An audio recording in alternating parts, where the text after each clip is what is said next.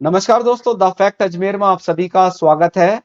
राजस्थान में चुनाव संपन्न हो चुके हैं और आज एग्जिट पोल भी तमाम मीडिया एजेंसी बता रही है। कोई कांग्रेस को जिता रही है, कोई बीजेपी को जिता रही है, कोई निर्दलियों को दोनों का सहायता करने को मजबूर कर रही है। कहने का मतलब निर्दलीय कुछ हद तक ज्यादा 20 से 25 सीटें ला रही हैं, जिससे कि दोनों ही पार्टियों को उनका मुंह देखना पड़ेगा। आज हमारे इस कार्यक्रम में लाइव है जुड़े हैं वरिष्ठ पत्रकार ओम माथुर जी, और उनके साथ में है किशनगढ़ से विमल गौड़ जी, और ब्यावर से है कुलभूषण उपाध्याय जी। आप तीनों का इस कार्यक्रम में बहुत बहुत स्वागत है। सबसे पहले हम जानेंगे धन्यवाद। किशनगढ़ से विमल जी से। किशनगढ़ में लगा त्रिकोणीय मुकाबला है। विमल जी, क्या लग रहा है आने वाले 3 तारीख को किस तरीके का रिजल्ट रह सकता है? जी बिल्कुल, किशनगढ़ में त्रिकोणीय मुकाबला ही है और वोटर किशनगढ़ ही नहीं पूरे राजस्थान में देखने को मिला है कि वोटर कहीं ना कहीं इस बार साइलेंट थे और जो अंडर करंट चला है वो ही रोशनी करेगा 3 तारीख को। किशनगढ़ में जो अभी चर्चाओं का विषय है, सट्टा बाजार की बात करें और जो बुद्धिजीवी लोग हैं वो कहीं ना कहीं जो विकास चौधरी है और सुरेश टाक है जो वर्तमान में एमएलए है और जो भाजपा से अभी कांग्रेस ज्वाइन करी और विकास चौधरी युवा नेतृत्व है, उन दोनों में टक्कर देखी जा रही है। और भागीरथ चौधरी भाजपा से सांसद है और इस बार प्रत्याशी बनाए गए हैं। कहीं ना कहीं अगर भागीरथ चौधरी चुनाव में विजय हासिल करते तो एक बड़ा चमत्कार होगा और जो अंडर करंट है उनके पक्ष में होगा। लेकिन मोटा मोटी जो देखा जा रहा है, जो विकास चौधरी है और सुरेश टाक है, इन्हीं में टक्कर मानी जा रही है। जी, तो क्या लग रहा है इस बार परिवर्तन हो सकता है? बस अब जनता का जो अंडर करंट है, दोनों ही लोग जो शहर की किशनगढ़ के अंदर जो ग्रामीण परिवेश है वहां पर जो चर्चाओं का विषय था, क्योंकि हम लोग चुनाव के टाइम मतदान के टाइम भी थे, तो ग्रामीण क्षेत्र में जो विकास चौधरी है उनको लेकर भी एक अलग अच्छा माहौल था, सुरेश टाक को लेकर भी था और सिटी के अंदर है वो भाजपा का भी माहौल देखा जा रहा है। अगर सिटी भाजपा की तरफ जाती है ज्यादा तो कहीं ना कहीं जो वर्तमान विधायक है उनको नुकसान होता है और अगर सिटी उनके पक्ष में जाती है तो उन्हें फायदा होता है। तो विमल जी देखिए, दोनों ही हाँ, हाँ भाई साहब। मोहन जी, सवाल मेरा है ये, आप जो बता रहे हैं कि विकास चौधरी दौड़ में शामिल हैं, तो विकास चौधरी ने भी थोड़े दिन पहले दल बदला था और हाथों में टिकट लेके आ बिल्कुल। गए वो। क्या जी कांग्रेस जी। ने उनको स्वीकार कर लिया, मतदाताओं ने स्वीकार कर लिया उनको, या क्या कारण रहा बिल्कुल। कि क्या कारण रहा इतनी जल्दी उन्होंने इतना अपने चुनाव अभियान को गति दे दी और वो जीत की दौड़ में आ गए और भागीरथ चौधरी उनसे पिछड़ गए? क्या कारण रहा इसका? कहीं ना कहीं ये देखा जाए कांग्रेस है, क्योंकि अशोक गहलोत जी उनके समर्थन में आए थे, सचिन पायलट आए थे, कांग्रेस के जो दिग्गज नेता है उनकी तस्वीर उनके साथ नजर आ रही थी। अब वो कितना उनके पक्ष में होते हैं, कितना अंडर करंट उनके दौड़ता है या वो दिखाव की अंडर करंट था, वो रिजल्ट में आएगा। लेकिन जो कांग्रेस के वरिष्ठ लोग हैं वो कहीं ना कहीं उनके साथ भी थे और दूर भी थे। ये और जो युवा नेटवर्क है उनका एक समुदाय विशेष है, उसको लेकर भी उनके प्रति एक युवा है और उनके प्रति एक आकर्षण है, उम्मीदें हैं, उसको लेकर कहीं ना कहीं उनके पक्ष में देखा जा रहा है। और साथ ही जो कांग्रेस की जो जन्मजात वोटर है, एससी एसटी है, उनको लेकर भी वो देख रहे कि मुझे समर्थन मिलेगा। वही जो वर्तमान विधायक है सुरेश ठाकुर, उनका जो काम है वो कहीं ना कहीं उसे नकारा नहीं जा रहा। जनता कह रही कि इस आदमी ने काम किया है। तो विकास चौधरी का युवा नेतृत्व और सुरेश ठाकुर जी है, उनका जो काम है और गांव के अंदर दोनों की छवि है। भागीरथ चौधरी जी ने भी बिल्कुल इस चुनाव में जीतने के लिए कोई कसर नहीं छोड़ी, भाजपा का माहौल बनाया और मतदान के टाइम कुछ ही घंटों तक बहुत अच्छा माहौल भी था। लेकिन अभी जो चर्चाओं का दौर है, दोनों ही प्रत्याशी और कहे कि तीनों ही प्रत्याशी जीत को लेकर आश्वस्त नजर आ रहा है। अच्छा विमल जी, ये बताया जाट समुदाय, दो कैंडिडेट बड़े जाट समुदाय से आ रहे हैं, भागीरथ चौधरी और विकास जी चौधरी। तो जाट समुदायों का रुख किस ओर? यही गेम चेंजर होंगे शायद। बिल्कुल बिल्कुल, एक तो जो शहर की मतदाता है और एक जाट समुदाय है। अगर जाट समुदाय में कहीं ना कहीं दोनों के अंदर वोटों में मतों में बंटवारा होता है तो जो वर्तमान विधायक है उनको कहीं ना कहीं फायदा होता है। और भागीरथ जी चौधरी है, उनके पक्ष में कितने वोट जाते हैं वो भी एक बड़ा निर्णायक फैसला होगा। हो सकता है कि तीनों ही आश्वस्त है। वो कह रहे हैं कि हमारा अंडर करंट दौड़ रहा है, वो कह रहा है हमारा अंडर करंट दौड़ रहा है। ये ट्यूबलाइट तो 3 तारीख को जलेगी, लेकिन अभी जी तीनों ही जो युवा जो उनके समर्थक प्रशंसक है, वो बिल्कुल जीत को लेकर पूरी तरह आश्वस्त है। आतिशबाजी भी हुई है, एक तरफ जश्न का माहौल भी है, लेकिन प्रॉपर जश्न 3 तारीख को दिखेगा। अच्छा, तो अभी जो एग्जिट पोल जो बता रहे हैं, जो भी चैनल वाले हैं, प्राइवेट एजेंसियां हैं, उसको लेकर आप कितना संतुष्ट हैं? क्या कंफ्यूजन है या मानते हैं उनको? बिल्कुल जो मैंने शुरू में कहा कि पूरे राजस्थान के वोटर है। सबसे बड़ी बात इस बार अच्छा देखा गया कि मतदान को लेकर मतदाता जागरूक थे। कहीं भी कोई अप्रिय घटना देखने को मिली। जो वोटर है वही अपना जननायक चुनेंगे इस बार। कोई कांग्रेस को 107 दे रहा है, कोई 96 ला रहा है, कोई बीजेपी को 125 दे रहे हैं, आज 105 पे आ गए। कहीं ना कहीं इनके समझ में नहीं आ पा रहा है एग्जिट पोल भी कि ये प्रॉपर है।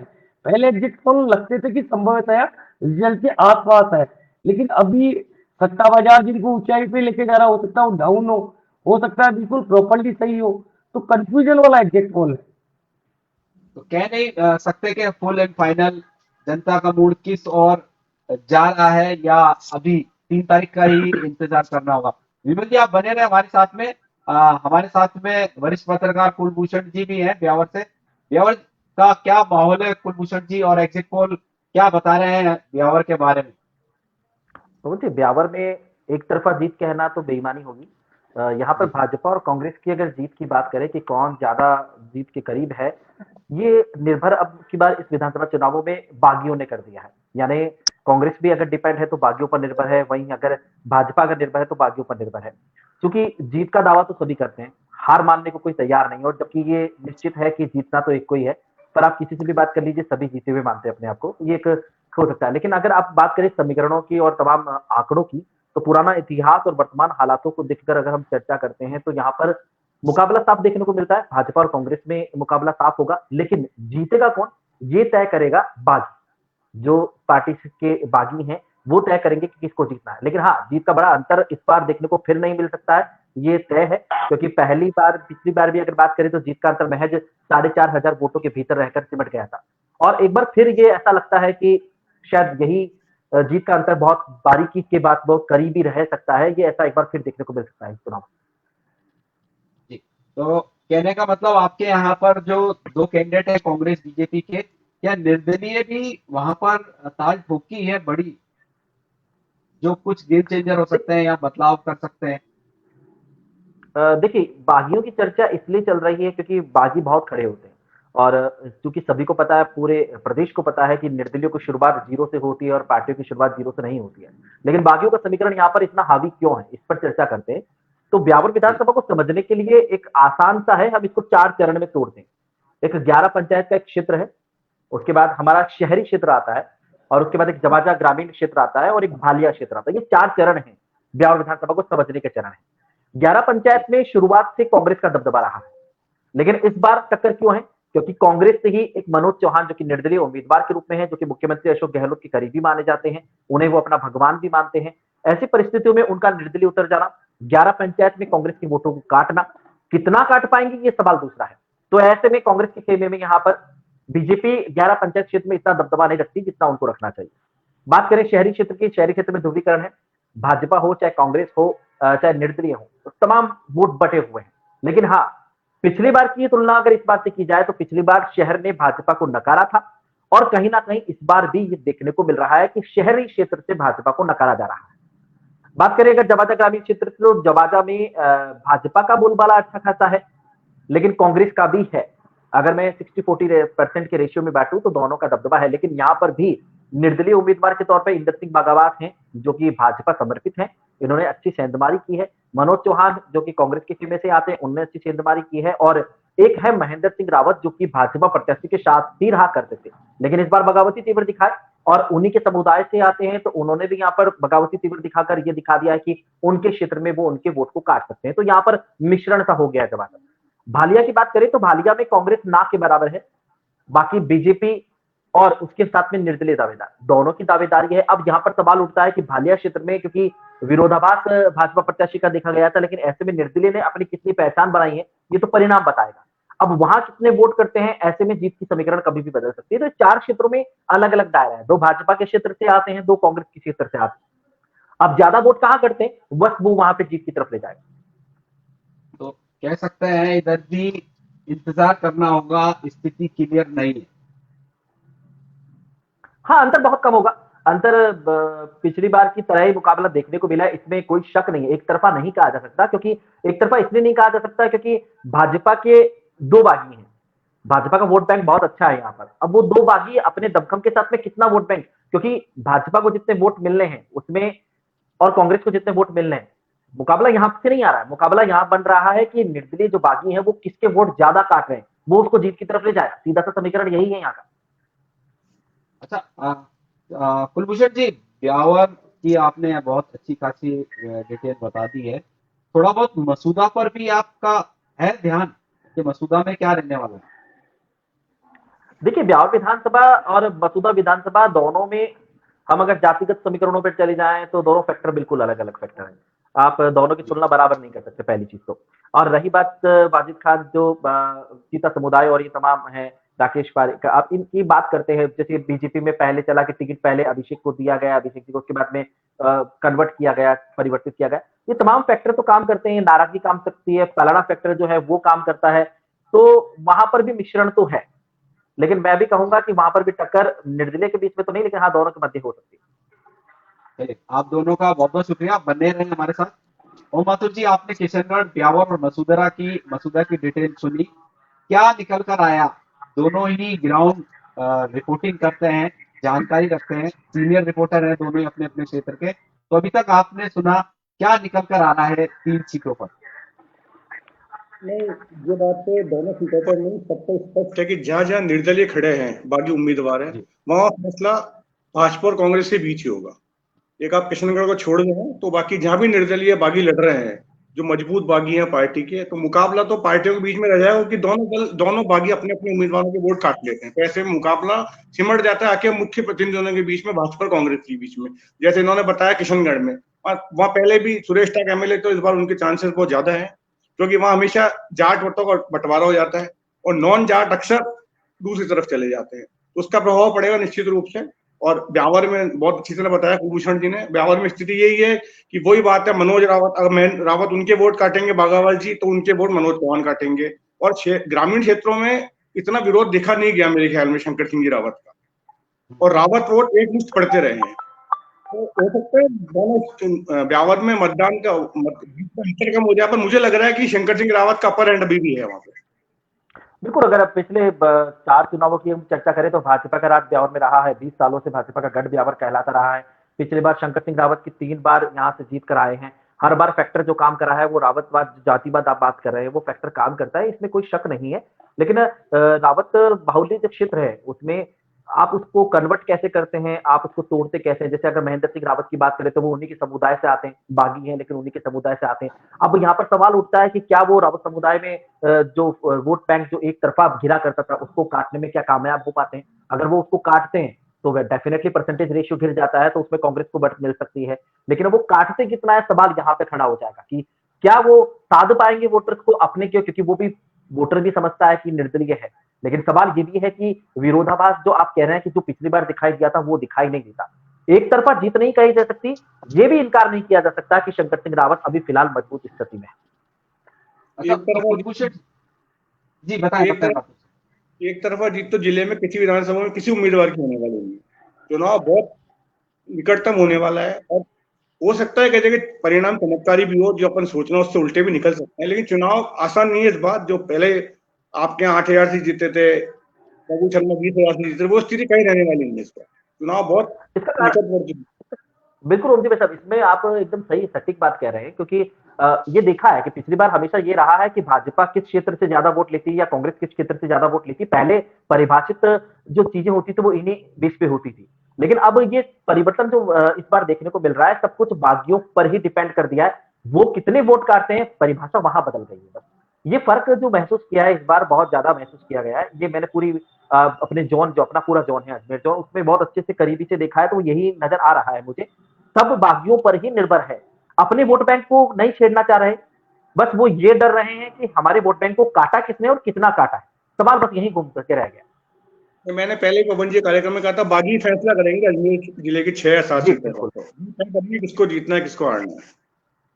आप ये देखिए, मसूदा में सबसे ज्यादा और सारे दिग्गज है, 6 कैंडिडेट है। कांग्रेस बीजेपी को अलग करें तो जसवीर है, वाजिद चीता है, और 2 कैंडिडेट और है आरएलपी से है शायद एक। ये तमाम चारों, हाँ, सचिन सागला ये तमाम लग रहा है। हाँ, तमाम चारों कैंडिडेट जो कांग्रेस बीजेपी है उनका स्वागत बिगाड़ रहे हैं।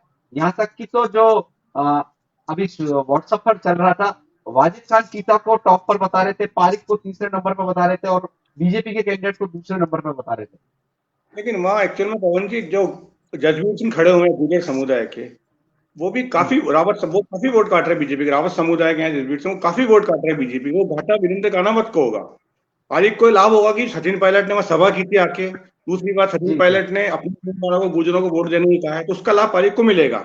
वाजिद जो है वो अपने चीता मेहराज जो मुस्लिम वोट है वो काट लेंगे। सचिन सांकला जाटों के बहुत वोट काट रहे हैं जो भाजपा को घाटा पहुंचाएंगे। सचिन सांकला आरएलपी टिकट लेके आए हैं। सचिन सांकला को विजयनगर में वैश्य समुदाय ने वोट दिए हैं, उनको माली समुदाय से वोट मिला है। तो वहां का परिणाम बहुत चमत्कारी आ सकता है। और मुझे लग रहा है कि वहां भी वीरेंद्र जो प्रत्याशी हैं भाजपा के, वो पीछे आ सकते हैं बहुत। वहां मुख्य मुकाबला कांग्रेस और निर्दलीय में हो सकता है। बिल्कुल, लेकिन मुझे क्योंकि जब फैक्टर पे आप, हाँ बताएं। हाँ, बताएं कुलभूषण जी, बताएं आप। नहीं, ओम जी भाई साहब बिल्कुल सही कह रहे हैं, लेकिन इस सिनेरियो में एक जो फैक्टर नया निकल के आ रहा है वैसा कि अपने इस जोन के अंदर महिला वोटर की संख्या बहुत अच्छी खासी है। और मैं अगर मेरे बिहार विधानसभा की बात करूं तो महिलाओं की वोटिंग बहुत अच्छे से रिकॉर्ड तोड़ हुई है, पुरुषों की तुलना में बहुत ज्यादा हुई है। पिछली बार से मतलब महिलाओं के और पुरुषों की तुलना करूं तो 3.5% से ऊपर रेशियो है कि जो महिला ने वोटिंग ज्यादा करी है। तो कहीं ना कहीं इतनी बड़ी संख्या में महिलाओं का मतदान करना भी कहीं ना कहीं इंगित करता है कि सरकारों का डायरेक्शन क्या होगा। क्योंकि आप कार्मिकों की बात करते हैं तो वो लोग प्रत्याशी का चेहरा, ये मेरी निजी राय है कि वो प्रत्याशी का चेहरा शायद नजरअंदाज करते हैं, पार्टीवाद को पहले प्रमुखता देते हैं। क्योंकि कार्मिकों की जो संख्या है वो किस तरह से आपके जोन में है, विधानसभा में आपकी कितनी है, ये फैक्टर भी मेरे ख्याल से फीमेल फैक्टर भी इस बार काम करेगा, मुझे ऐसा लगता है। महिला मतदान भाई साहब, मैंने अभी कुछ दिनों पहले जसवीर का एक लाइव इंटरव्यू किया था यही स्टूडियो से। तो उसकी जो हिंदुत्व वाली जो हिंदुत्व का जो काम है, गायों की सेवा करना, ब्लड डोनेशन कैंप करना, आप यकीन मानो इतनी व्यूअरशिप, इतने यंग कार्यक्रम में जुड़े, तो वो उस कार्यक्रम को देख के कहता है कि मेरा जीतना तय है। यानी कि वो उसके, आप मानो कि उस लाइव कार्यक्रम को 1000 लोग देख रहे थे, इतने कमेंट आ रहे थे, इतनी शेयरिंग हुई थी। तो जबरदस्त उसकी ब्रांड फॉलोइंग उस कार्यक्रम में मैंने देखी। जीतना हो या नहीं हो, लेकिन वो भाजपा को बहुत बड़ा घाटा देने जा रहे हैं कुल मिला। वो हाँ, क्योंकि बहुत बड़ा इस बार जैसा मैं मानता हूं, आप लोग शायद मेरी राय से आप सहमत हो ना हो, मैंने ये चुनाव में एनालिसिस किया है कि समाज को देखकर चुनाव लड़ा जा रहा है। किस समाज का कौन कैंडिडेट है वही वो समाज जा रहा है। धर्म की बात नहीं हो रही, जैसा कि हमेशा धर्म पर वोट पड़ते थे या धर्म की राजनीति हुआ करती थी, उससे थोड़ा सा हटके ये चुनाव देखा है। जी कुलभूषण जी, सहमत है आप? देखो, चुनाव शुरुआत तो मुद्दों से होती है, विकास काम की बात होती है, बहुत मुद्दों पर आखिरी में चुनाव आता जातिवाद पर ही है, आता समाज पर ही है। कई समाज के उम्मीदवार से बहुत नाराजगी होती है लोगों की, और उनको लगता है हमारे समाज का है, तो उस नाराजगी के बाद भी उसको वोट देके आते हैं वो। तो अल्टीमेट चुनाव जो होता है वो समाज पर ही आता है सारा का सारा, कि हमारे समुदाय का है। बाकी सब मुद्दे गौण हो जाते हैं मतदान तक आते हैं। ये बात अजमेर उत्तर में देखने को मिलेगी जब रिजल्ट आएंगे। जो भी बेल्ट है उनके समुदाय का, समाज का, वो एक मुश्त वोट पड़ने की कह रहे हैं। वो कहां तक सही है गलत है वो तो 3 तारीख को क्लियर होगा। कुलभूषण जी बताएं, मेरी बात से सहमत है आप? नहीं, मैं बिल्कुल, ये जितने भी नेता खिलाड़ी होते हैं ये सब जातिवाद की पिच पर खेलते हैं। बात देश की राष्ट्रीय एकता की, तमाम बातें जितने भी की जाती है, कड़वी सच्चाई है, स्वीकार करना पड़ेगा। जैसा भाई साहब ओम जी ने कहा, घूम फिरकर आना तो जातिवाद पर ही होता है। ये फैक्टर सालों से चला आ रहा है, जितने भी चुनाव हुए हैं उन पर काम करता है, इनकार नहीं किया जा सकता। और जो इनकार करता है वो सिर्फ मेरी नजर में नेता में सिर्फ बयानबाजी की बातें हैं और कुछ नहीं है। लेकिन ये काम कितना करता है और योजनाएं कितना असर डालती है, या वास्तव में व्यक्तिवाद को देखकर मतदान करना चाहिए, ये आज तक सिर्फ सवाल है। योजनाओं के दम पे बात करें तो योजनाएं सपोर्ट करती है, लेकिन अगर आपका व्यक्ति जो आपके जातिवादी फैक्टर को काम कर रहा है वो आपकी उस पार्टी से जुड़ा है या नहीं, उसके संबंध में कोई और जुड़ा है या नहीं, जो उसका असर डेफिनेटली आएगा। यानी ओवरऑल आप जो बात कर रहे हैं उसका एक ही रिजल्ट निकल कर आता है, जातिवाद हावी था, है और रहेगा। इसको आप इनकार नहीं कर सकते।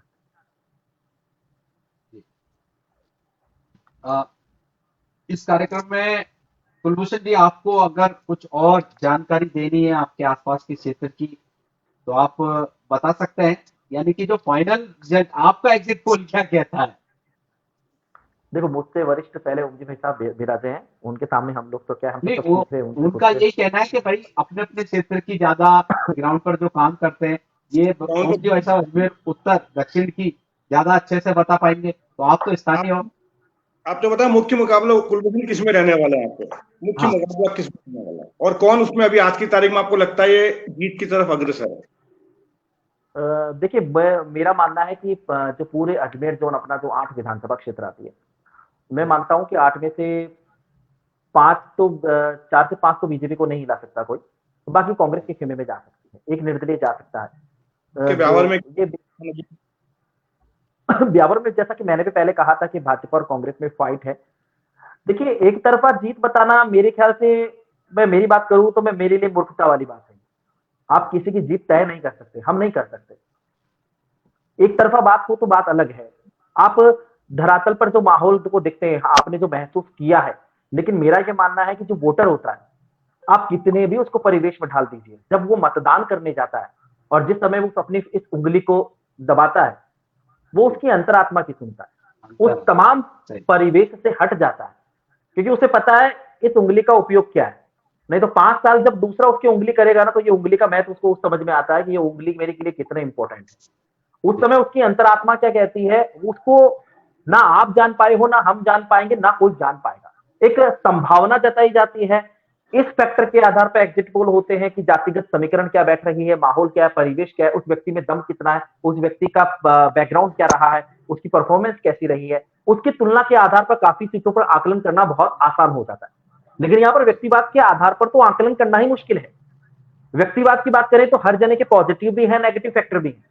आप नहीं तोल सकते कि पॉजिटिव ज्यादा है या नेगेटिव है। लेकिन अब जब इस दोनों के तराजू को चलाने वाला ही कोई तीसरा बागी खड़ा हो जाए, और उस बागी जब पहली बार उस मैदान में उतरा हो, जिसको खुद का समीकरण पता ना हो और वो समीकरण बिगाड़ने उतरा हो, तो उसकी समीकरण का आकलन कर देना, अपने मुताबिक कर देना, इसलिए मेरे तरफ से निजी तौर पर मूर्खता है।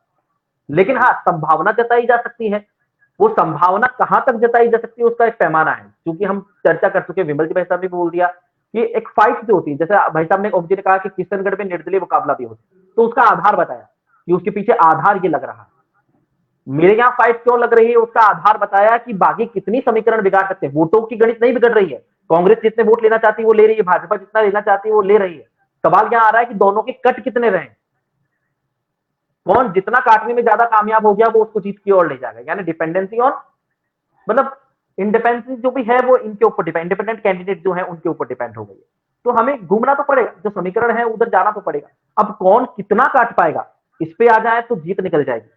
अब काट कितना पाएगा तो उनके फैक्टर पे काम करते, मैं ब्यावर विधानसभा की बात करता हूं, मनोज चौहान कांग्रेस के वोट काटने निकले, लेकिन सवाल यह भी है कि मनोज चौहान क्या भाजपा के वोट भी काट पाएंगे? डेफिनेटली जवाब है हाँ, क्योंकि कुछ क्षेत्र ऐसे हैं जहां भाजपा का गढ़ माना जाता है, वहां पर मनोज ने अपनी छवि बीते 5 सालों में बहुत अच्छी बनाई है और काफी हद तक भाजपा के वोट को कन्वर्ट करने में भी कामयाब रहे हैं, और वो क्षेत्र है जवाजा का बेल्ट एरिया। इंदर सिंह बागाबाद की बात कर लेते हैं, पिछले 15 सालों से टिकट मांग रहे हैं, लेकिन टिकट पार्टी द्वारा नहीं दिया जा रहा। निचले स्तर पर भालिया क्षेत्र में उन्होंने बहुत अच्छा काम करवाया है, जवाजा क्षेत्र में उन्होंने लोगों की पकड़ बहुत अच्छी मजबूत बनाई है, वो भाजपा के वोट काट रहे हैं। अब उनका अपोजिट क्या है, शहर में जितने भी वोट काट रहे हैं जो कि पहले पिछली बार कांग्रेस के पारस पंत के साथ में थे, वो वोट को नुकसान पहुंचा रहे हैं, तो कांग्रेस उधर से नेगेटिव आ गई वापस। तो कहीं ना कहीं एक दूसरे पे वापस डिपेंडेंसी बढ़। अब महेंद्र रावत एक तरफा है, बीजेपी के वोट ही काटेंगे, ये तय है। एक बागी ऐसा उम्मीदवार है जिसको कहा जाता है कि कांग्रेस से ज्यादा बीजेपी के वोट ही काटेगा। उनका पूरा क्षेत्र भाजपा का क्षेत्र माना जाता है, रावत समुदाय से आते हैं, शंकर सिंह रावत स्वयं रावत समुदाय से आते हैं, तो जितने भी नुकसान होगा वो यहाँ पे भाजपा को अपनी वोटिंग का होगा। लेकिन जितने वोट अगर वो इधर काट रहे हैं, उधर सवाल आता है कि कांग्रेस प्रत्याशी पारस पंत के जितने वोट शहर में मिलने चाहिए थे वो वोट कहीं कन्वर्ट तो नहीं हो गए। अगर वो कन्वर्ट हो गए होंगे तो फिर मुकाबला फाइट होगा हो गया, और यही संकेत दिख रहे हैं। बस इसीलिए मुख्य मुकाबला आखिर में पार्टियों के बीच हो जाता पार्टी है। पार्टी हो जाता है। जी जी विमल जी, क्या कहना चाहेंगे आप भी? जैसा कि पूर्व का सवाल था, जाट समाज के दो बड़े नेता हैं और एक शायद टाक माली समाज से आते हैं, है विमल जी? नहीं, वो ओबीसी से आते हैं, सुरेश टाक जो अभी हाँ वर्तमान विधायक हैं। हाँ यही स्थिति जो कुलभूषण भाई ने कही कि कहीं ना कहीं लास्ट में जाते हुए वो जो समुदाय वाली बात है वो अपनी बिल्कुल काम करती है, और प्रत्याशी भी उसके ऊपर डिपेंड सा नजर आता है, और मतदाता भी, चाहे उसे अंडर करंट कहो या आउट करंट कहो, वो काम तो वही करता है। और आज की तारीख में अपन बात करें तो तीनों ही जो प्रत्याशी हैं उनके समर्थक पूरी तरह से आश्वस्त है, वो किसी भी तरह की अपने प्रत्याशी को लेकर कोई टिप्पणी बर्दाश्त नहीं कर पा रहे। और सच बात है कि जो अंडर करंट है या आउट करंट है, उसकी ट्यूबलाइट तो जो रोशनी होगी वो तीन को ही होगी। इस बार मतदाता जहां जागरूक है उसने बहुत साइलेंटली काम किया, वहीं प्रत्याशियों के से ज्यादा समर्थक है वो बहुत ज्यादा भाववेश में भी है, अपनी बात भी वो सुनना नहीं चाहते कि मेरा प्रत्याशी दूसरे नंबर पर भी है। तो यही स्थिति देखी जा रही है। चलिए, एक कुछ कमेंट है अपने अपने क्षेत्र से आए हैं, कोशिश कीजिएगा अपन अपनी इनकी बात रख लें। एक वरिष्ठ पत्रकार हैं अभिजीत दवे जी, वो कह रहे हैं, एक सवाल, इस एग्जिट पोल के बाद क्या किसी बड़े उलटफेर की संभावना जताई जा सकती है क्या? क्योंकि एमपी में भाजपा कमजोर बताई जा रही है और एकदम से 150 प्लस जा रही है। जो भी ये सवाल पूछ रहे, पहली बात तो ये जवाब वो खुद जानते हैं, उनसे खुद से सवाल। अभिजीत जी दवे खुद बड़े खिलाड़ी हैं अपने इस जगत के, हाँ उनको जवाब देना ओम जी भाई साहब दे सकते हैं। पोल को मानते हैं क्या खुद को? हाँ मेरा मानना है ये तो कि पोल ना तो आकलन है ना युद्ध जब अनुमान होता है, युद्ध जब होता है तो चैनल चुनावी चर्चा को आगे बढ़ानी 3 तारीख तक, बस कि 3 तारीख तक चैनल चुनावी चर्चा को आगे बढ़े। बिल्कुल बिल्कुल बिल्कुल, टीआरपी देती है दर्शकों को। वो मार्जिन ऑफ सीट दे रहे हैं, 20-20-30 से अंतर बता रहे हैं, 90 से 110 कांग्रेस, 80 से 130 के मार्जिन में। अब क्या वो कर रहे हैं, कौन सा सर्वे कर? और एक मैं चैनल देख रहा था, उसने 40,000 पे सैंपल सर्वे कराया राजस्थान के अंदर। 40,000 मतलब 200 विधानसभा सीटों में 40,000 लोग। अब आप उसको 200 से भाग दें तो 200 आदमी एक लेके निकल के आते हैं। अजमेर में 8 सीटें हैं, मतलब एक सीट पे 25 लोगों को आप सैंपल सर्वे करके परिणाम दे रहे हैं आप, जबकि एक सीट पे 1.25 लाख से 2.5 लाख तक वोटर है। तो आप कौन सा सर्वे कर रहे हैं? ये तो विश्व टप्पेबाजी है। तो 3 तारीख तक चुनाव को आगे टालना है ताकि लोग रहे और हमारा चैनल लेकर आए। कोई भी चैनल सही कह रहा है आप, बहुमत देने को तैयार नहीं है, सटीक बताने को तैयार नहीं है कि 120 से 125। और आंकड़े भी है ना, करीब 20-20, 25-25 आगे पीछे बता रहे हैं। कोई चैनल कांग्रेस को जिता रहा है, कोई बीजेपी को जिता रहा है, कोई निर्दलियों पर निर्भर कर रहा है, कोई 80-90 सीट दे रहा है, दूसरे को 80-85 दे रहा है, बाकी 20-30 निर्दलियों को दे रहा है। तो यानी कि कोई, जैसे पहले एग्जिट पोल आया करते थे तो उसी को फाइनल डिसीजन मान लिया कर जाता था, मगर इस बार बहुत ज्यादा उलटफेर है।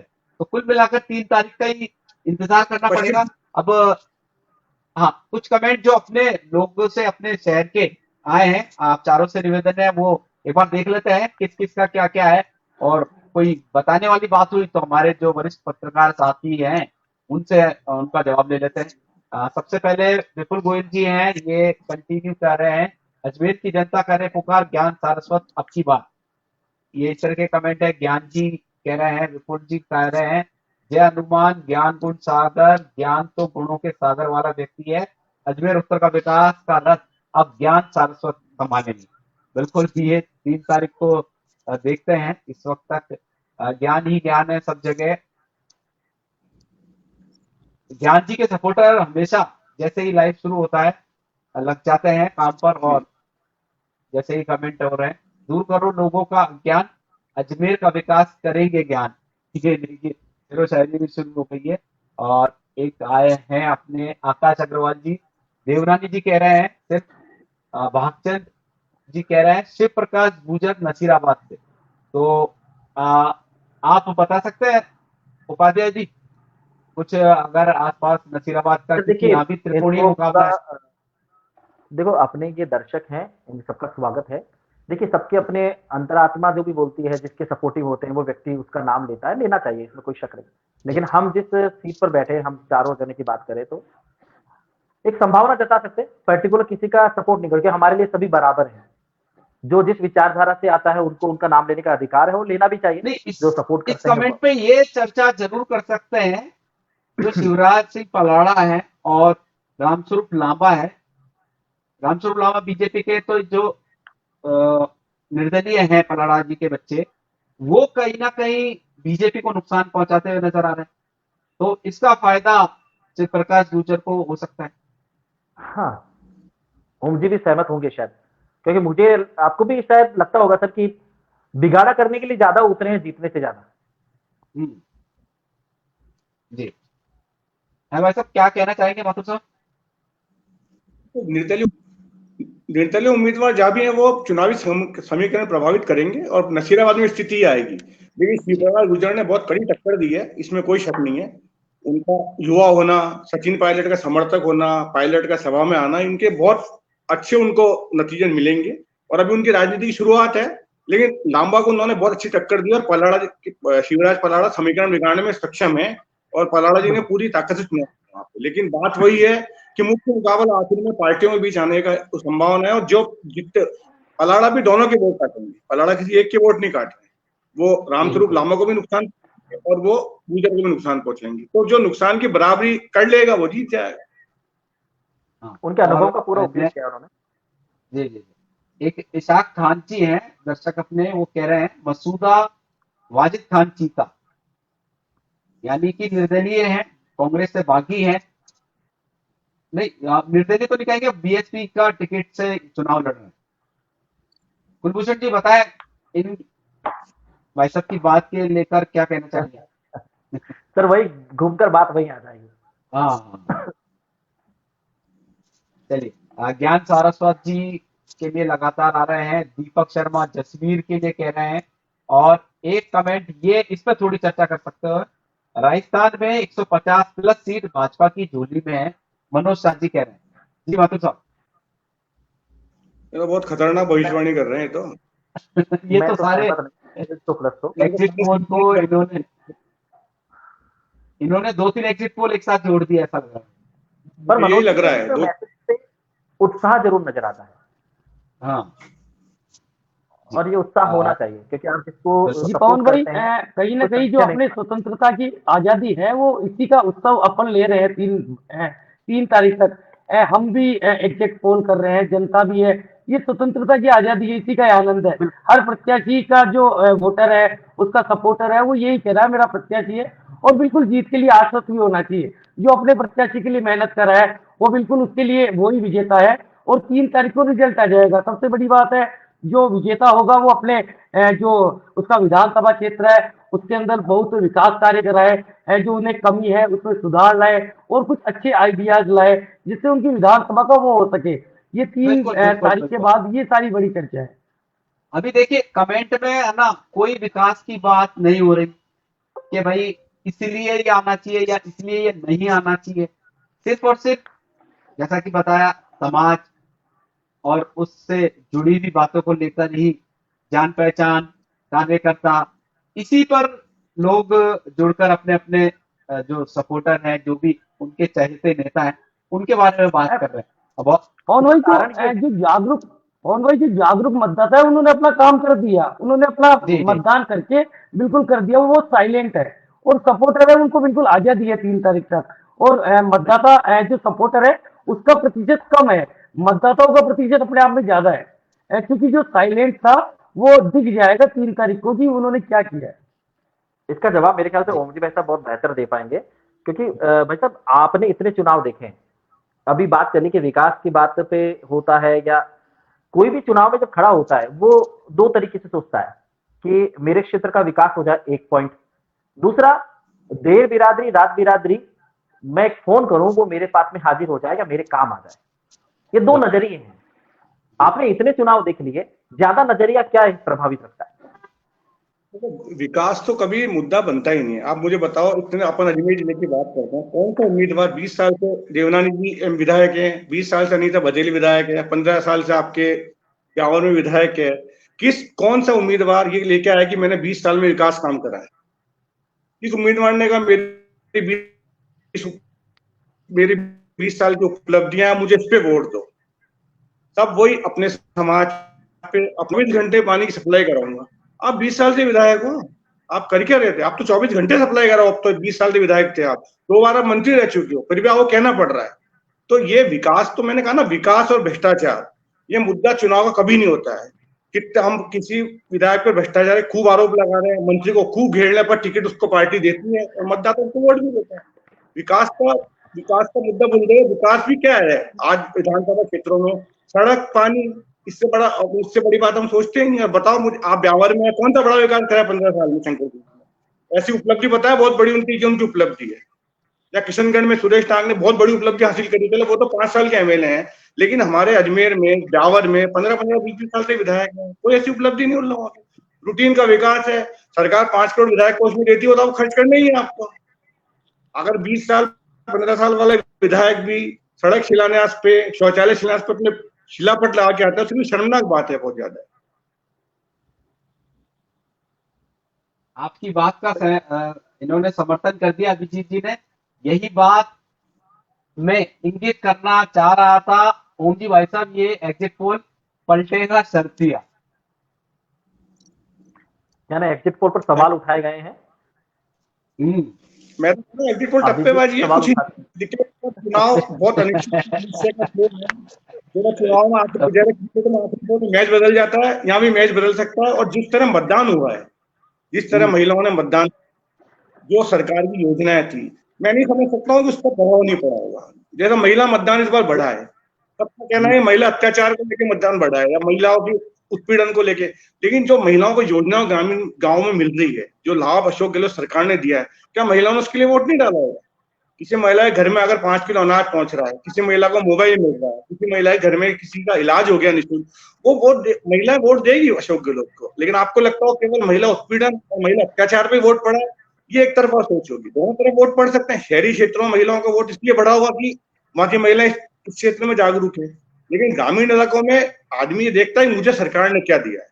तो इस बार चुनाव बहुत उलझा है और एग्जिट पोल तो अभी से पलट रहे हैं ना। 80 से 110, 90 से 125, आप 30-35 का मार्जिन दे रहे हो, मतलब खुद घबरा रहे हो ना। आपका कर पा रहे समीक्षा चुनाव की, आप आकलन क्या कर पा रहे हैं? आप तो टप्पेबाजी कर रहे हैं कि भाई कितनी सीटें मिल सकती है हमको।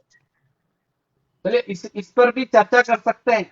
जो योजना है उनका कितना फायदा मिल सकता है सरकार को, और जैसा कि महिला अत्याचार और जो केंद्र की योजना है उनको लेकर वोटर किस ओर है, ये तो ग्राउंड रिपोर्टिंग के तहत अपन ने जान लिया होगा। विमल जी, कुलभूषण जी। सर, इस पे चर्चा अपन कर चुके हैं। वही दो ही मुद्दे आते हैं कि रात बिरादरी में मेरे व्यक्ति काम आएगा, ये विचार रहता है यानी पहला, या कि फिर जो विकासशील योजना है वो सब गौण है इन चीजों के आगे। पवन जी, वही वाली बात बिल्कुल है ना, ये मैंने कहा ना कि आप किसी बातें कर लो, एंड में जाना जातिवाद पर है। वो वाली बात है हाँ। कि एंड में जाना है कि कौन मेरा करीबी है, किसके थ्रू मैं उस तक पहचान बना सकता हूँ, मैं उस तक कैसे पहुंच सकता हूँ, वो मेरा रास्ता कौन सा है, वो आधार क्या है, उन चीजों पर घूमकर आना ही होगा आपको। विकास मायने रखते हैं ऐसा नहीं है, लेकिन वो पार्टीवाद पे, पार्टी के तौर पर रखते हैं। क्योंकि हमने बात करी कि आपने किसको टिकट दे दिया, अब वो मेरा कितना भी करीबी है, लेकिन अगर वो पार्टी से टिकट नहीं लेकर आता है तो मुश्किलों को तो सामना करना ही पड़ता है। तो वहां पर आपके सवाल का जवाब आप यहाँ ढूंढ सकते हैं कि पार्टी महत्वपूर्ण तो है, आप उससे दरकिनार तो नहीं कर सकते। कुछ समीकरण जहां पे निर्दलीय के तौर पर जीतकर जो बदले हैं, वो सीटें वाकई में फेरबदल करने में बहुत सक्षम है, लेकिन पूरे राजस्थान में ऐसा नहीं होता। पार्टी मुख्य तौर पर रहती है, उनकी योजनाएं काम करती है, बड़ा पैमाना उसका वृहद स्तर पर रहता है। लेकिन सवाल यहाँ पर यह भी उठता है कि जो टिकट जिसे दिया गया है वो उसके सपोर्टिव है या नहीं, तो सोने पे सुहागा वाली बात हो जाती है उसको। चलिए माथुर साहब, आपके लिए एक कमेंट के माध्यम से एक सवाल है। भाजपा ही विकल्प, वरना 20 साल पहले अजमेर की क्या हालत थी तुष्टीकरण के कारण, भोपाल कांत बैरवा जी कह रहे हैं। तुष्टिकरण तो भाजपा का मुख्य चुनावी मुद्दा है, और क्योंकि अजमेर में मुस्लिम समुदाय के बहुत वोटर हैं, तो भाजपा ने इसमें इशू बनाया है। योगी आदित्यनाथ को बुलाया गया था, उन्होंने 3 सभाएं करी है, तो निश्चित रूप से अजमेर में ये मुद्दा रहता ही है। और जिस तरह अपन अजमेर शहर के मतदान की बात करते हैं, तो जो दरगाह इलाका है मुस्लिम बाहुल्य, वहाँ मतदान बढ़ा है इस बार। तो तुष्टिकरण और ये तो मुद्दा रहता है कौन बीजेपी का और हिंदुत्व। आप मुझे बताया बीजेपी ने कौन से विकास के मुद्दे पे चुनाव लड़ा राजस्थान के अंदर या अजमेर के अंदर, आप बताएं किस कोई मुद्दा विकास का नहीं उठा था। तो तुष्टिकरण, हिंदुत्व ये और केंद्र की योजना है। और पहली बार मैंने देखा है, पहले नारा चलता था मोदी है तो मुमकिन है, राजस्थान ने पहली बार नारा बदला है मोदी की गारंटी है। यानी अशोक गहलोत लेके तो आए जो चाहते थे, नहीं तो पहले कहा जा रहा था कांग्रेस से बहुत बुरी है, 40 से 50 सीटें मिलती थी। आज चैनल भी 80 से 90 पे तो आए ना, तो अशोक गहलोत स्पीच पे तो लेके आए। अब मोदी को मुमकिन नहीं है, मोदी की गारंटी हो गई है। तो ये बहुत बड़ा, मेरा मानना है ये जो टैगलाइन परिवर्तन है बहुत बड़े कामयाबी मानता हूँ अशोक गहलोत किसको मैं। परिणाम कुछ भी रहे, राजस्थान का इतिहास जो बताता है, जो परंपरा है, उसमें कुछ भी हो सकता है, लेकिन इस टैगलाइन को बदलना बहुत बड़ी बात है। मोदी की गारंटी शुरुआत अशोक गहलोत ने की थी, तो कहीं ना कोई अशोक गहलोत स्पीच पे लेके आए मोदी को। बाद में उनको विकास की बातें करनी पड़ी, सिलेंडर भी सस्ता करना पड़ा, पेट्रोल के भाव भी उनको काम समीक्षा करेंगे, हर उसी समय घोषणा करनी पड़ी 5 साल के लिए अनाज जो योजना केंद्र की बढ़ा दी। आखिरी में आते थे कांग्रेस बीजेपी को उस तरफ आना पड़ा, लेकिन हिंदुत्व और तुष्टिकरण बीजेपी का मुख्य मुद्दा है, और उससे पार्टी इतनी आगे बढ़ी है वो छोड़ भी नहीं सकता हूँ मुद्दे। लेकिन एकजुटता का जो ढोल पीटा जाता है, एकजुटता का ढोल पीटा जाता है। हाँ बताएं पवन जी, आप बताएं। मैं कह रहा था, जैसे अभी और भी ये बातें चल रही है, राज बदलेगा रिवाज बदलेगा, यानी कि जो 5 साल कांग्रेस 5 साल बीजेपी, ये चेंज होने के आसार काफी ज्यादा हैं। राजस्थान की बात कर रहे हैं अपन, क्योंकि जो एग्जिट पोल बता रहे हैं, कोई किसी को बहुमत नहीं मिल रहा है, कोई बिल्कुल ही बढ़ाकर दे रहा है, जैसा कि भाई साहब ने बताया 150, और एग्जिट पोल बता रहा है कोई 110, 125, निर्दलीय बता रहा है कोई 15, 20, और दूसरी पार्टी को बता रहे हैं 85, 90। तो ऐसे में इस बार जो वोटर साइलेंट है, कुछ नहीं कह सकते, परिवर्तन जो चौंकाने वाले रिजल्ट आएंगे, ये तो तय है कि इस बार जो रिजल्ट है वो काफी चौंकाने वाले आएंगे, कोई अंदाजा नहीं लगाया जा सकता। अब आपने जैसा कहा टप्पेबाजी है, तो निश्चित तौर पर बड़े बड़े जो प्रतिष्ठित जो एजेंसियां हैं, वो अभी तक क्लियर किसी को नहीं दे रही, किसी को बहुमत नहीं दे रही कि भाई ये सरकार बना रही है।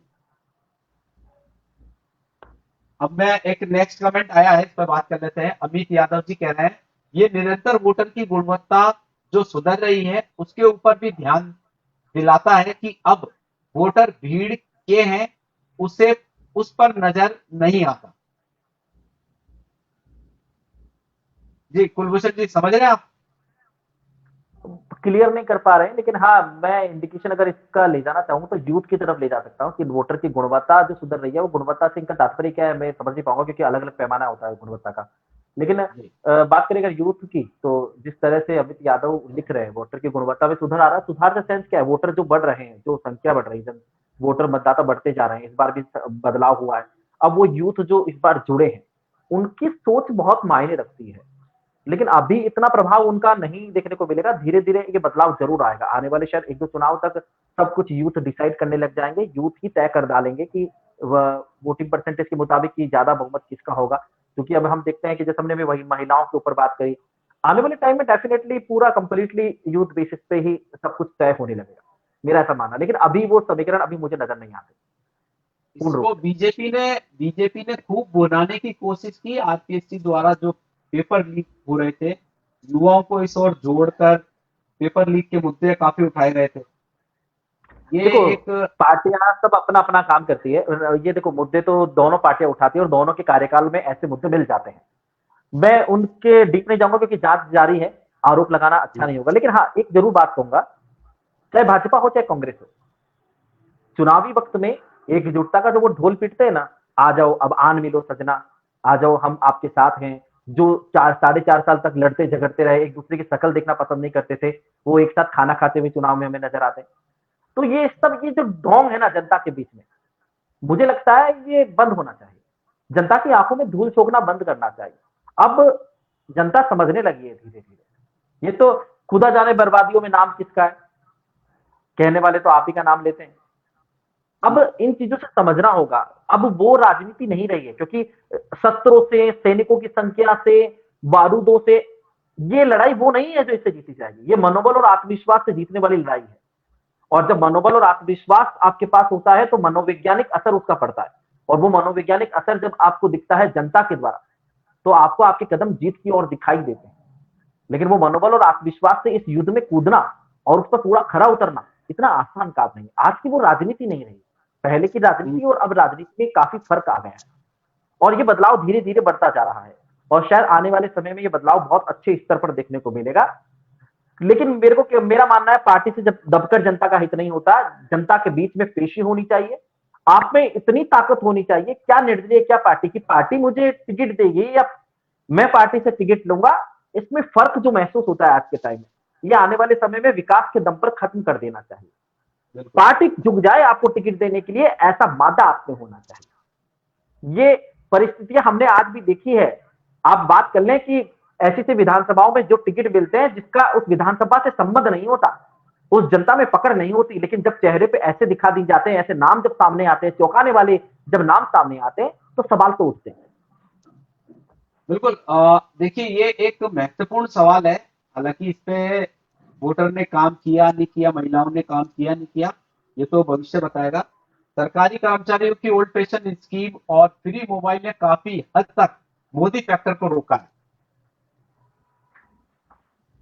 ओपीएस अभी, हाँ बताए इसका असर परिणाम में दिखेगा अपने को 3 तारीख को, क्योंकि हर मुद्दा, हर इश्यू मतदान को प्रभावित करता है, इसमें संदेह नहीं है। किसी को आप भुला नहीं सकते, किसी को छोड़ नहीं सकते। हर चीज का फैक्टर होता है, जातिवाद भी होता है। एग्जिट पोल भी ये जो कमेंट है ना, वो एग्जिट पोल भी बता रहे हैं कि कहीं ना कहीं रोका है। नहीं तो एग्जिट पोल से पहले तो चर्चा ही चल रही थी वन साइड जीत रही है बीजेपी, वन साइड जीत रही है, मगर एग्जिट पोल कुछ और दिखा रहे, चैनल कोई बढ़ा रहा है कोई घटा रहा है। चलिए, ये 3 तारीख को तय होगा। ये बड़ी संख्या में जसवीर सिंह जी की टीम लग चुकी है। लगातार कमेंट जसवीर सिंह खरवा। एक उत्तर विधानसभा से एक कमेंट है प्रमोद जैन, देवनानी जी के बारे में भी तो बताओ, उनका रिटायरमेंट होगा या अजमेर की जनता उनको 5 साल और आ गया, लिखा हुआ है, मैं पढ़ नहीं सकता हूँ। वो क्या कह रहे हैं माथुर साहब, आप बता सकते हैं? रिटायरमेंट तो जनता ही तय करेगी परसों उनका, लेकिन जो चुनावी समीकरण बने हैं, जिस तरह से निर्दलीय ज्ञान सारस्वत ने चुनाव में चुनौती दी है, निश्चित रूप से देवनानी जी डेंजर जोन में है। और जिस तरह वो हमेशा आराम में रहे, इस बार आराम में नहीं है वो, क्योंकि उनके वोटों पे बहुत बड़ी सेंध लगाई है ज्ञान सारस्वत ने, भाजपा के वोट बैंक को तोड़ा है उन्होंने। लेकिन क्या कितना जा पाए वो, कितना देवनानी जी अपने वोट बैंक को एकत्र कर पाए हैं, कितना भाजपा का कैडर टूटा है उनसे, कितने संघ के लोगों ने उनके लिए काम नहीं किया है, ये बहुत सारे फैक्टर ज्ञान और देवनानी के बीच मुकाबले तय करेंगे। लेकिन जो वोट लाएंगे, अगर बात करी जाए, आप किसी भी प्रत्याशी से पूछ लें, आप किसी भी प्रत्याशी से चर्चा कर लें 8 विधानसभाओं के, मेरे ख्याल से कोई इक्का दुक्का ही होगा जो ये कहेगा कि मैं हार रहा हूं, शायद ही मिल जाएगा। सभी दावे और जीत के दावे भी ऐसे, जीत के दावे भी ऐसे, मतलब 20,000 से नीचे तो बात ही नहीं करने को तैयार नहीं है। 20,000 प्लस तो मिनिमम है, उसके ऊपर कितना चले जाए वो बात ही अलग है। मतलब आप इन दावों को देखिए, ये दावे क्या इशारा कर रहे हैं हमें? आपको क्या लगता है? ये जीतना तो एक को है। आप ऐसा कोई कानून नहीं बना जो आज मैं हूं, मैं चुनाव लड़ना चाहता हूं, खड़ा हो सकता हूं। मैं अगर कोई वादे करना चाहता हूं आपसे, मैंने आपको वादे कर दिए कि मैं आपके लिए ये कर दूंगा, वो कर दूंगा, तमाम वादे कर दिए। क्या इन वादों के आधार पर गलती से मान लीजिए क्या मैं जीत गया, और अगर जीतने के बाद में अगर मैंने वो वादे पूरे नहीं किए, क्या कोई आपका ऐसा कानून है जो मुझे रोक पाएगा? ऐसा कोई कानून नहीं। लोकतंत्र में कानून तो नहीं होता है, बना सकते हो, लेकिन जो नोटा इंट्रोड्यूस करा गया है उसकी जगह राइट टू रिकॉल अगर इंट्रोड्यूस किया जाता तो बहुत महत्वपूर्ण बात होती थी। आप नोटा को वोट दे के आते हैं, आपके वोट का व्यर्थ है वोट देना आपको, लेकिन अगर राइट टू रिकॉल होता है, हमें उम्मीदवार पसंद नहीं तो वापस बुलाया जाए उम्मीदवारों को, तो वो बहुत महत्वपूर्ण होता। उसमें अपनी वोट दे, अभी नोटा का वोट देने का मतलब वोट दीजिए मत, क्यों नोटा में 15, और इसलिए जनता मतदाता वादों में भरोसा भी नहीं करता। इसमें जो वादे जारी होते हैं, संकल्प पत्र, घोषणा पत्र, गारंटियां, मतदाता को पता है इससे कुछ नहीं होना है, इसलिए उसको पता है, वो भी जो भरोसा नहीं करता है। इसलिए ये तो, लेकिन हमारी परंपरा पार्टियों की, हमें दिखाना पड़ता है कि हम ये करने जा रहे हैं, हम ये कर रहे हैं। कोई ये नहीं बताता कि हमने कर दिया। मैं ये कह रहा हूँ ना कि किसी भी प्रत्याशी ने 15-20 साल नहीं कहा मैंने 20 साल में करके दिखाया है, आप 5 साल तो मैं और करके दिखाऊंगा, और 20 साल बाद भी आप ये नहीं विश्वास के साथ, तो फिर क्या मतलब है? विमल जी, आप थोड़े गुपचुप बैठे हो, अभिजीत जी आपकी सुर में आवाज को सुनना चाहते हैं। हाँ बिल्कुल, देखिए बिल्कुल सच कह रहे हैं कि विकास की बात है, ये सारी चीजें जो संकल्प पत्र ऐसा मुमकिन होता है? बिल्कुल अभिजीत भैया बिल्कुल सीनियर है हमारे, बिल्कुल मार्गदर्शक हैं। अभिजीत जी को जितना है सारी चीजें बिल्कुल जो अपन बात कर रहे हैं विकास की, ये सारी चीजें स्टार प्रचारक वो अपनी अपनी बातें कर रहे हैं, लेकिन जो धरातल पे लास्ट में आते ही प्रत्याशी सामने आ जाते हैं। और नोटा है उसको लेकर अभी इतनी जागरूकता है तो भी इतने परसेंटेज आज तक बढ़ी नहीं, तो उसका कोई महत्वहीनता दोनों ही उसको कह स्वीकारा नहीं जा सकता। और कहीं ना कहीं जो कुलभूषण जी भाई साहब ने और ओम भाई साहब ने जो बात कही कि प्रत्याशी लास्ट के अंदर दिखते हैं और मतदाताओं के पास भी वही चयन का विषय रह जाता है। तो आप अभिजीत जी कमेंट करना चाह रहे हैं, जो सुनना चाह रहे हैं वो आप बता दो। 3 तारीख तो बस 48 घंटे बाकी हैं। मेरे को पत्रकारिता के नियमों ने बांध रखा है, वरना ये तो बता ही नहीं। बिल्कुल अभी अब मैं बता दूं, वैसे तो अभिजीत जी के और हमारे एक शर्त लग चुकी है, दोनों का ही फायदा है और वो पूरी हो चुकी होगी। अच्छा चलिए, अब कमेंट देखिए बहुत सारे आ रखे हैं, और आप दोनों ने आपके क्षेत्र का बहुत ही शानदार तरीके से यहाँ पर अपने अपने दर्शकों को बताया। आप इस कार्यक्रम में जुड़े, आप दोनों का ही बहुत बहुत धन्यवाद। कुलभूषण जी आपका विशेष तौर पर, विमल जी आपका भी विशेष तौर पर बहुत बहुत धन्यवाद। आपने हमारे को समय दिया और अपने अपने विधानसभा सीट की जो जानकारियां दी हैं कार्यक्रम में आप पधारे, आप दोनों का बहुत बहुत धन्यवाद। थैंक यू, धन्यवाद Pavan ji. Thank you sir. जी माधव साहब, लगातार अजमेर साउथ और नॉर्थ की लगातार बातें सामने आ रही है, कमेंट भी ले लेंगे। एक पहले ये ले लेते हैं, अजमेर उत्तर की बात कर रहे हैं ये महेश सांकला जी। अजमेर उत्तर क्षेत्र में तेलंगाना का इतना विरोध हुआ, क्या इस पर कोई प्रत्याशी इस बार कुछ कहा किसी ने, यानी कहा नहीं किसी ने? यही बात अपन अभी कर रहे थे ना कि मुद्दों और विकास की बात चुनाव में नहीं होती है, ये मैं यही कहना चाहता था। ये कितना बना था, कितना आंदोलन हुए थे, लोगों ने धरना दिया था वहां पे जाके, लेकिन किसी ने इसको मुद्दा नहीं बनाया। इस बारे में देवनानी जी कुछ बोले ना, ज्ञान ने कुछ बोला, और ना ही रलाता जी ने कुछ बोला। ये मेरा कहने का मतलब कि मुद्दा नहीं बनता है चुनाव में, आप उसके अल्टीमेटली जातिवाद, व्यक्तिवाद, ये मुख्य मुद्दे बन के आ जाते हैं सामने। जी एक और है, प्रमोद जैन जी कह रहे हैं भाजपा के पूर्व कैबिनेट मंत्री देवनानी जी क्या होने वाला है? परसों 10 बजे तक इंतजार कर लें, आप पता लग जाएगा क्या बिल्कुल, होने वाला है। बिल्कुल बिल्कुल। देखिए सभी दर्शक इस बात पर आप ध्यान दें, जैसे ही 3 दिसंबर को मतपेटियां खुलेगी, पोस्टल बैलेट पेपर खुलेंगे, द फैक्ट अजमेर आप सबको सबसे पहले बताएगा। पल पल की खबर, हर विधानसभा की खबर, तो आप हमारे चैनल पर बने रहिएगा।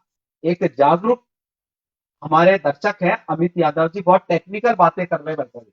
तीनों चारों जो कमेंट किए बहुत ही सुलझे और पब्लिक हित तरह हैं। एक और है, इनका कमेंट पढ़ लेते हैं।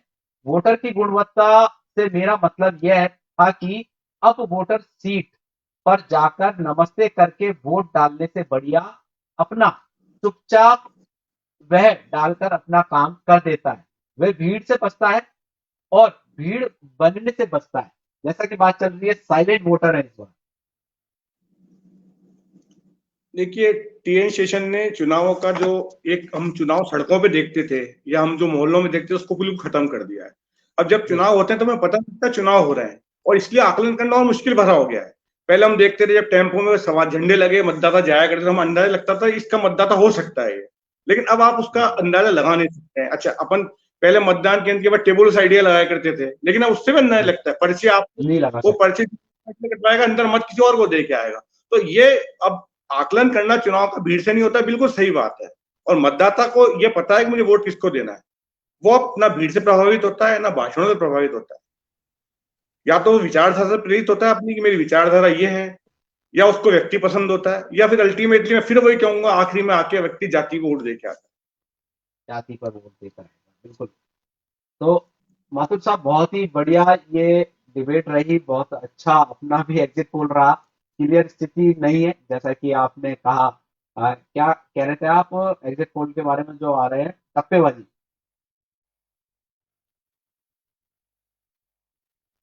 जी भाई साहब। टप्पेबाजी है वो तो।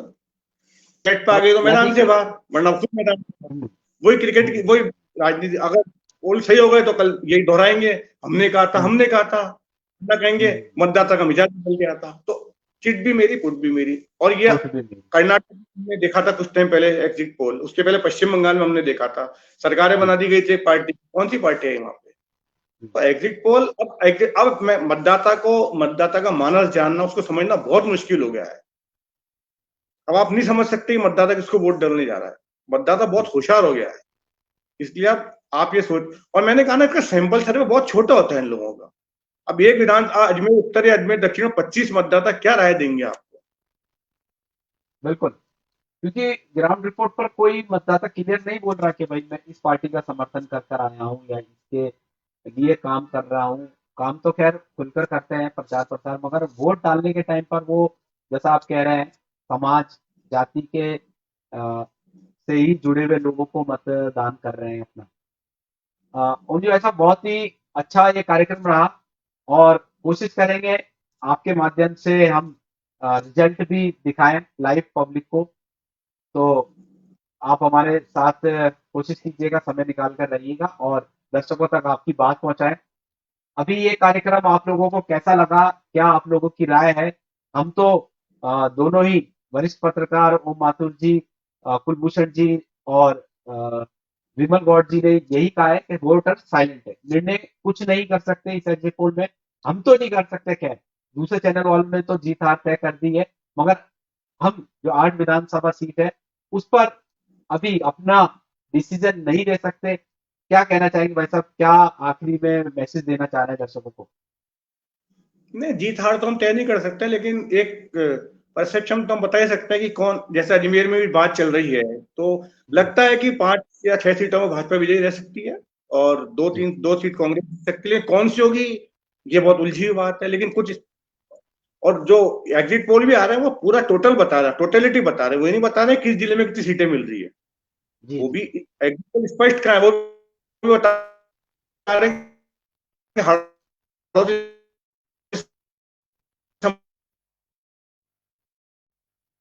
आपका फोन शायद फ्रीज हो रहा है, और एक अमित यादव जी कह रहे हैं इस चुनाव में ने चुनावी पंडितों की भविष्यवाणी करने से रोका है और उनकी चुनावी भविष्यवाणी ध्वस्त कर दी है।